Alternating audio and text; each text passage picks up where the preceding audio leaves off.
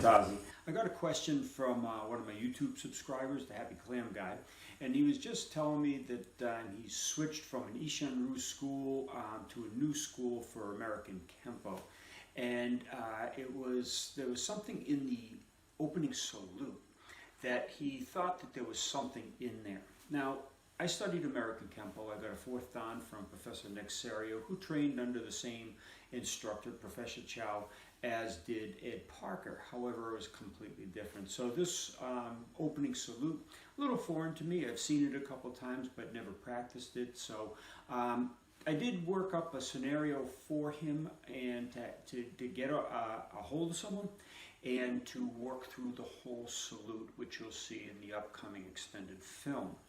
But the salute starts where the hands pull back, you step forward with the foot, you present the fist in the palm, you roll your hands back into a side position. Your hands then rise almost like Katakusanku over the head.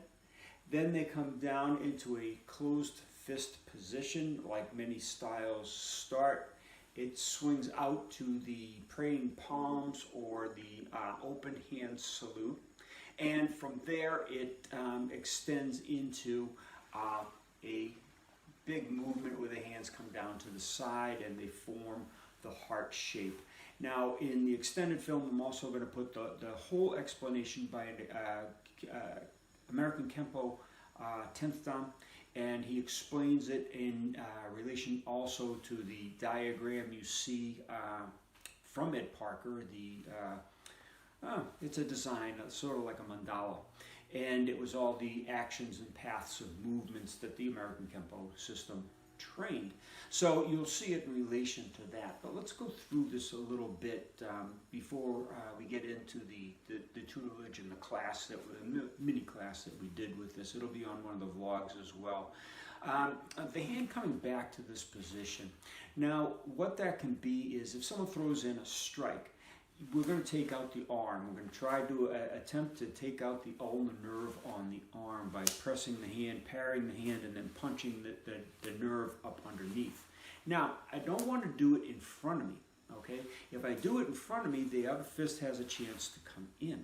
So what we want to do is we want to let the hand come by, parry it past our face, and then take it out. So now we're in close proximity to the person, and they can't forward another attack as readily or as easily. Of course, the spinning back fist could come in, but if you're in shirt-to-shirt distance, you can negate that quite easily. In fact, the next movement of the form does. So the salute, that's why the hand comes back to the ear. Still taking out the nerves of the arm. This is just one example. There could be myriads of ones. I just worked on one scenario to give some satisfaction to the question. Okay, after that movement, the hands present. Now, if I've passed that arm and they came past me, as you'll see in the film, you're going to then present. Now, I take out the nerves at the eye, the templar nerve, and I will show you that again on the graphics. Take that out as I'm punching down onto the mental nerve or down onto the facial nerve, whatever nerve I can catch. So once you've taken out the arm, you can shock the head, and that's enough to take the person out. If you've ever been hit on the ulnar nerve well, you know you're incapacitated. You can't think. It's like hitting your funny bone. It's just excruciating. You do a lot of hooting and hollering. You do a lot of dancing around, and sometimes people do get dizzy with that. I've not seen a knockout on that, but we haven't tried to hurt the person's arm. We're just doing it in practice. But we have gotten severe dizziness where the person had to sit down so they didn't fall down. So once you hit onto the head, that would cause complete unconsciousness if you tag that correctly. Now, once we've hit them in the head, what we're going to do is we're going to grab the head and we're going to twist the body.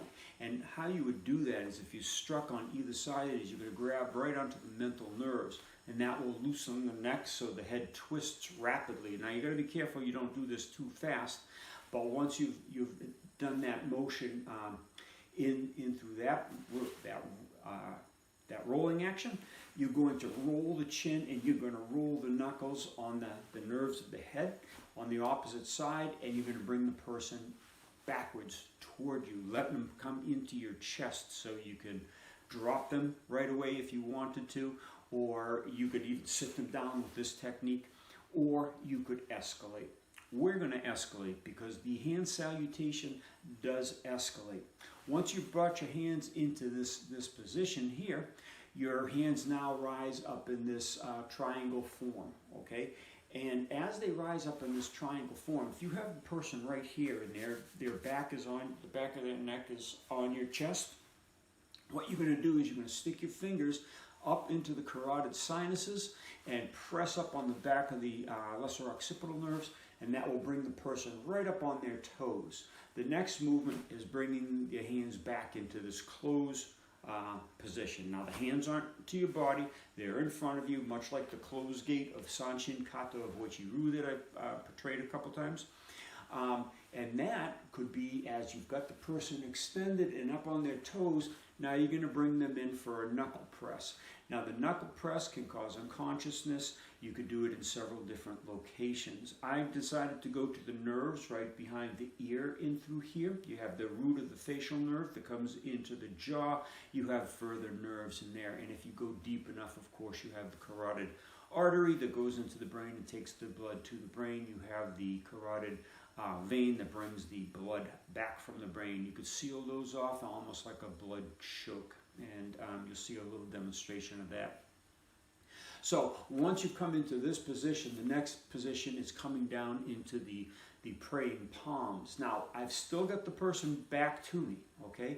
So what I'm going to do is, if that didn't take the person out, I like to strike onto the trapezius nerves, all right? And that will shock the person, dizzy them, drop them. It numbs out the arms so they can't reach up, they can't do too much of anything to you. And again, you could cause a knockout with this, as you've seen in my Budo International tapes. You've seen knockdowns with this, takedowns with this. I've used it a number of different times. Now, right from that position here, what we're going to do is we're going to slide to one side of the head or the other. One hand's going to bring the head all the way around, and you're going to come in and we're going to strike. And the hands would come down by your sides on your thighs in the opening salute. But that could be just a hit. And that would be almost just like Kata Kusanku before you went off to the sides with that chopping action. Remember, Kusanku comes around and hits, and then it does a chopping action. The salute here is much the same thing, okay, without the additional shock. And you can see how you can bring the person's head down. You can strike them in the transverse cervical nerve, which is what I tried for.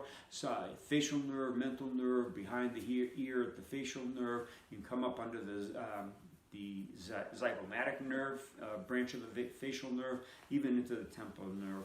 So again, you have all these different apparatuses. So anything just as simple as a opening salute is going to have a lot of different meanings if you have the Kyusho that can help you bring the whole thing to fruition and make it a viable self-protection idea.